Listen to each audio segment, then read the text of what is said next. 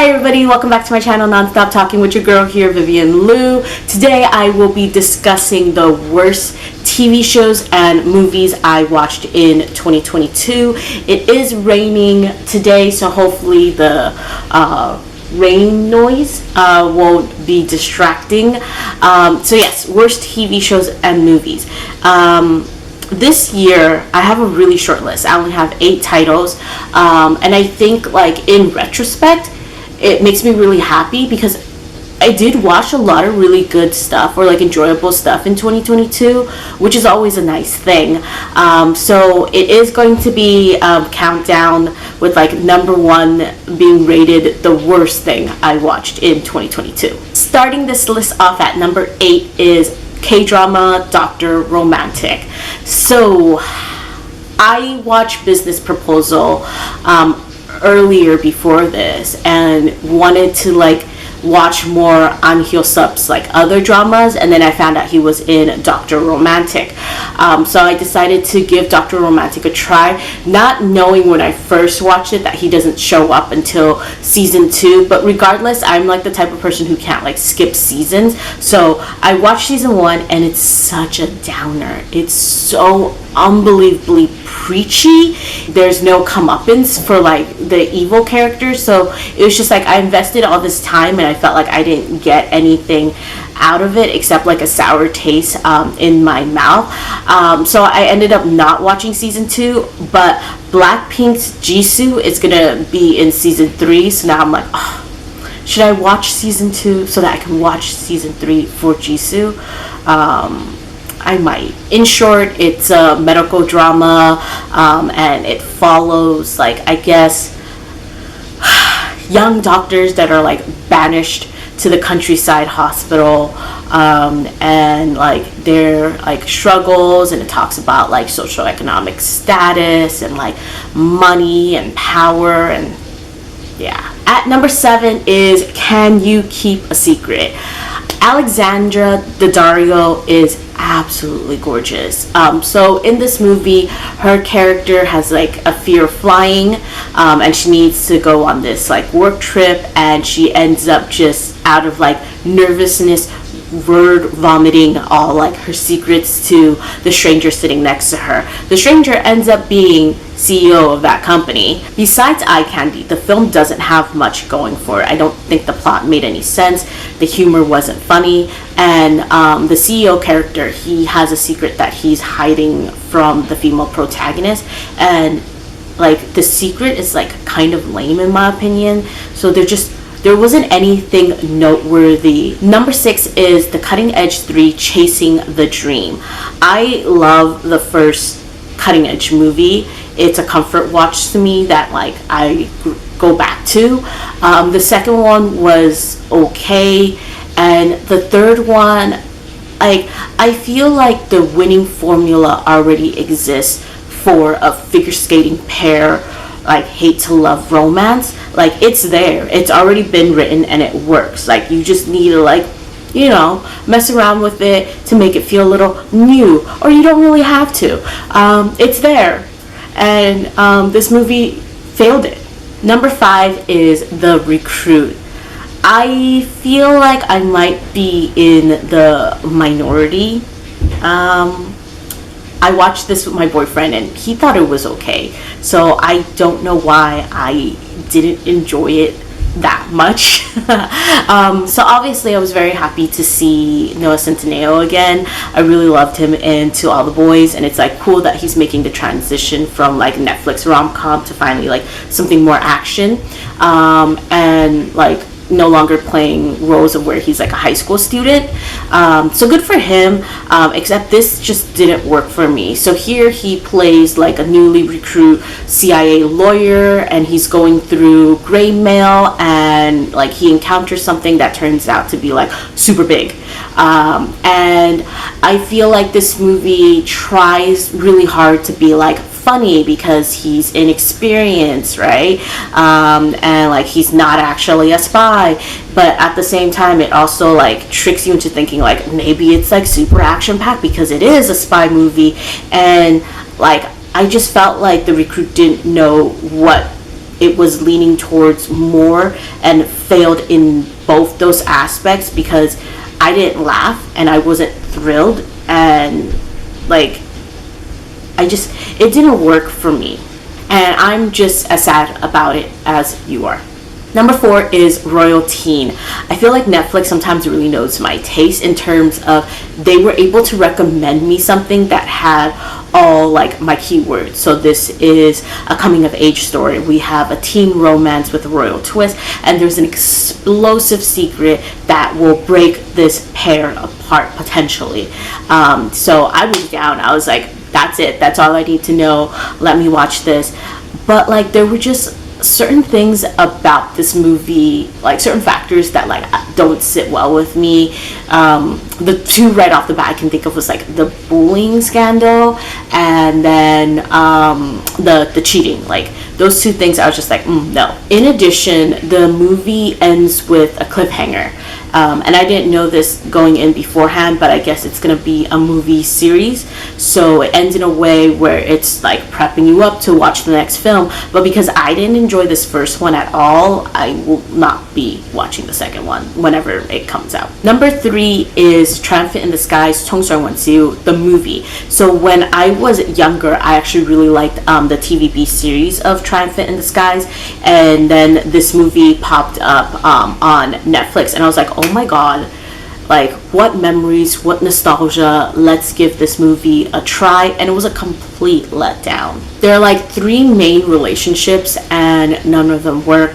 None of the locations wowed me. There wasn't like this like coolness to it that it previously had before. And I just think like it makes me really scared now to like potentially rewatch the show as an adult. Will I still enjoy it? So I'm just gonna leave it at here, where younger me really enjoyed the series and adult me did not like the movie. If you can't tell from the movie poster, it's a movie following like the romantic love stories of pilots and flight attendants. Number 2 is Out of My League. So after watching Through My Window, which I think is a Spanish movie on Netflix, and loving it, Netflix decided to recommend me this Italian movie. And in this movie, we follow Martha, who is chronically ill and wants to lose her V card to like the hunky Arturo. So she starts like stalking him and ends up getting him to agree to a dinner date.